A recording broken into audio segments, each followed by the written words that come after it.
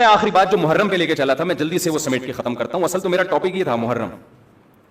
تو بین بھائی فرقے بنتے چلے جائیں گے, محرم میں جو کچھ ہو رہا ہے یہ لوگ کریں گے. نبی نے فرمایا 73 فرقوں میں امت تقسیم ہوگی. میں نے اور آپ نے وہ کام کرنا ہے جو قرآن میں ہے, حدیث میں ہے, اور اس پر کس کا عمل ہے؟ صحابہ کا. اور یہ جو چاروں ائمہ ہیں نا, انہوں نے انہی کو فالو کیا ہے, صحابہ کو. اس لیے امت کہتی ہے چاروں ائمہ کا جس مسئلے پر اتفاق ہو اس سے شذوذ اور خروج اختیار کرنا جائز نہیں ہے, کیونکہ یہ اس کی ظاہری ایک علامت ہے کہ حق اس میں منحصر ہے. اتنے بڑے بڑے ائمہ کیسے غلطی ایک سے ہوتی ہے, دو سے ہوتی ہے, چاروں متفق کیسے ہو گئے؟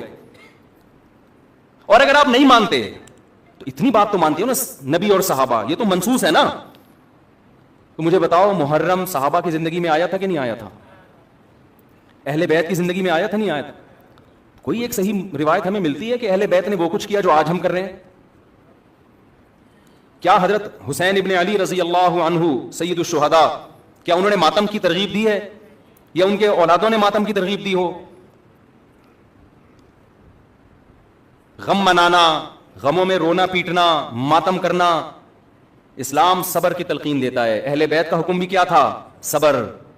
واویلا کرنا, رونا پیٹنا, چیخنا چلانا یہ اسلام کا حکم نہیں ہے. بعض لوگ استدلال کرتے ہیں کہ فلاں موقع پہ نبی صلی اللہ علیہ وسلم روئے, فلاں موقع پہ فلاں صحابی روئے. غم کے موقع پہ روئے ہیں, غم کا موقع گزرنے کے بعد اس تاریخ آنے پر روئے, ایسا ہمیں تذکرہ بولو نہیں ملتا.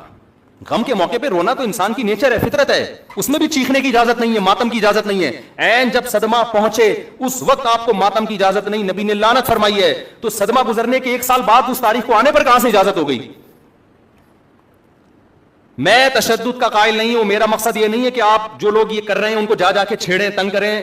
ہمارا ملک فرقواریت اور لسانی اور فرقہ وارانہ جھگڑوں کا متحمل نہیں ہے, مار دھاڑ اور نفرت والی تقریریں کرنا نہیں ہے. میرا مقصد تو اہل سنت والجماعت کو یہ بتانا ہے کہ آپ ایک فیصلہ کرو, آپ ادھر ہو یا ادھر ہو. آپ کے اصول کچھ اور ہیں, ان کے اصول کچھ اور ہیں, ان کو ان کے اصولوں پہ چلنے دیں. جب نبی نے کہہ دیا نا 73 ہوں گے تو 73 ہو کے رہیں گے. آپ فرقواریت ختم نہیں کر سکتے. آپ نے سلیکٹ کرنا کہ صحیح کون ہے غلط کون ہے. آج لوگ کہتے ہیں فرقواریت ختم ہو جائے, میں نے کہا نہیں ہو سکتی ختم بھائی, نبی نے کہہ دیا 73 فرقے ہوں گے, کیسے ختم ہوگی؟ آپ نے سلیکٹ کرنا ہے, گائیڈ کرنا ہے کہ صحیح کون ہے, اپنے لیے سلیکشن کرنی ہے, ان میں صحیح کون ہے میں وہاں جاؤں گا. آپ کے پاس بہت سارے آپشن ہوتے ہیں دنیا میں بھی, تو آپ سارے آپشن ختم کر دیتے ہو. کئی رشتہ آیا آپ کے لیے, بہت ساری لڑکیاں ہیں, آپ نے کہا یہ ٹھیک ہے باقیوں کو بم سے اڑا دو. او بھائی آپ کو جو سمجھ میں آیا آپ اس سے شادی کر لو, بلکہ اس سے بھی 3 اور سے کر لو. اور لڑکی کے پاس ایک آپشن ہے, تو بھائی جو سمجھ میں آ رہا ہے اس سے کر لو, باقی وہ دوسرا جو مرضی آپ کے بھلا سے آپ نے اس کو مار دو, کیونکہ وہ غلط آدمی کا رشتہ میرے پاس آیا ہے, بندہ ٹھیک نہیں ہے, ابا اس کو مروا دو. ابا کہے گا بیٹا تو اتنے لوگ صحیح بھی ہیں غلط بھی ہیں, تجھے جو صحیح لگ رہا ہے وہ بتا دے, جو غلط ہے وہ اس کو رہنے دے, وہ تیرا کام نہیں ہے. دنیا میں بہت سی غلط بھی ہوتی ہیں, ان کو وہ غلط مل جائے گا. تو فرقے تو رہیں گے, حضرت عیسیٰ علیہ السلام ہی آ کے ان فرقوں کو ختم کریں گے, اور تلوار سے ختم ہوں گے یہ. اور یہ ہمیں اجازت, ہمیں بم پھاڑنے کی, تلوار چلانے کی, گالیاں دینے کی اور ایسے بیان کرنے کی جس سے نفرتیں پھیلیں, ہمیں اس کی اجازت نہیں ہے. ہمارے پاس تو جو بھی آتا ہے ہم اس کو گلے لگاتے ہیں. شیعہ لوگ بھی آتے ہیں, ہم ملتے ہیں, تمیز سے بات کرتے ہیں, اکرام کرتے ہیں, السلام علیکم. مذہب پہ بحث نہیں کرتے ہم, کیوں ہے پتہ ہے کام کھا کے جھگڑا ہوگا. جو سیکھنے آنا چاہے بات کر لیتے ہیں اس سے ہم. تو ہم نفرتوں کے قائل نہیں ہیں, نہ ہم تشدد کے قائل ہیں. ہم تو آپ کو یہ بتا رہے ہیں کہ آپ فیصلہ کرو کہ آپ ہو کس کیٹیگری میں. ہماری حدیث ہمیں یہ بتاتی ہے, ہمارے نبی ہمیں یہ بتاتے ہیں کہ ما انا علیہ واصحابی, جو میرے اور صحابہ کا طریقہ. ہمارے نبی پہ محرم بھی آیا, صحابہ پہ محرم بھی آیا, جو انہوں نے کیا ہم بھی وہی کریں گے. ہمارے نبی کی زندگی میں ربیع الاول آیا, صحابہ کی زندگی میں خلفائے راشدین کی زندگی میں آیا, جو انہوں نے کیا ہم بولو نا وہ کریں گے. انہوں نے کیا کیا؟ صبر کیا ہے. غم کے موقع پہ کیا کیا ہے؟ صبر کیا ہے. تو ہم بھی کیا کریں گے؟ صبر. یا ہمیں اجازت دی ہے قاتل سے قصاص لیں. حضرت حسین کے قاتل اگر آج ہمیں مل جائیں, ہم انشاءاللہ ان کو زندہ نہیں چھوڑیں گے. جب نہیں ہے ہمارے پاس, ہمارے دور میں نہیں ہے, تو اللہ سے ہم دعا کرتے ہیں اللہ ان سے انتقام لے قیامت کے دن. حضرت حسین کے خون کا بدلہ لے اللہ ان سے, اور لے گا, اللہ کیوں چھوڑے گا. لیکن اگر ہم نے اس حدود سے تجاوز کر کے ہم نے وہ کچھ کیا جو اللہ اس کے رسول کی منشا کے خلاف ہے, تو میرے بھائی جہاں قاتلوں سے سزا لی جائے گی, اللہ ہمیں بھی نہیں چھوڑے گا. کہ یہ کون سی اہل بیت کی تعلیمات تھی جس پر تم عمل کر رہے ہو.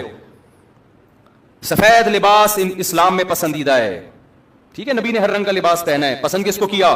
سفید کو. وہ محرم میں بھی پسندیدہ, وہ سفر میں بھی, وہ ربیع الاول میں. جیسے ہی رشتہ میسر ہو, اسلام حکم دیتا ہے نکاح میں تاخیر نہ کرو, چاہے محرم ہو.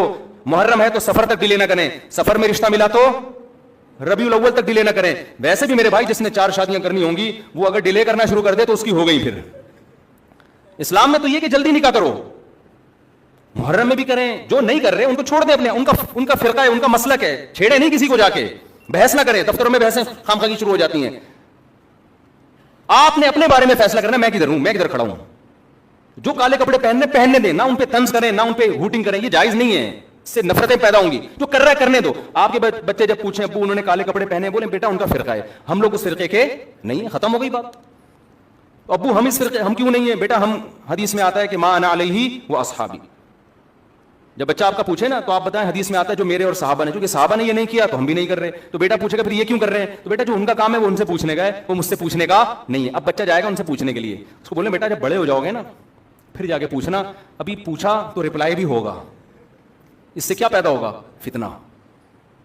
तो बच्चे में खोपड़ी होगी तो वो इतनी बात उसकी खोपड़ी में इंशाअल्लाह आ जाएगी, 2 और 2 4 की तरह। फिर बच्चा कहेगा हमें क्या करना चाहिए, उसको बता दो बेटा कुरान में साफ तौर पे लिखा हुआ है कि हमने बनी इसराइल से अहद लिया था कि इन अहकाम को फॉलो करना है, बनी इसराइल ने उन अहकाम को छोड़कर फिरके बना दिए। तो बेटा कुरान में सूरह बकरा में अल्लाह कह रहा है इन अहकाम को फॉलो करो, वाबुदुल्लाह, अल्लाह की इबादत करो। समझते हो बेटा हमने क्या करना है, अल्लाह की इबादत। अब्बू इबादत कैसे करनी है, बेटा 5 नमाजें पाबंदी से पढ़नी है, ठीक है ना। जिंदगी में एक दफा हज करना है, बेटा साल में एक दफा ज़कात देनी है, उसके हकाम उलमा से पूछ लो।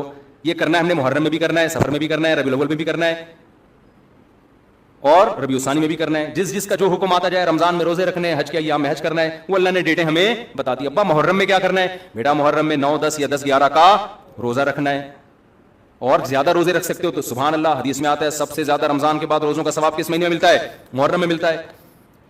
बेटा हमने ये करना है।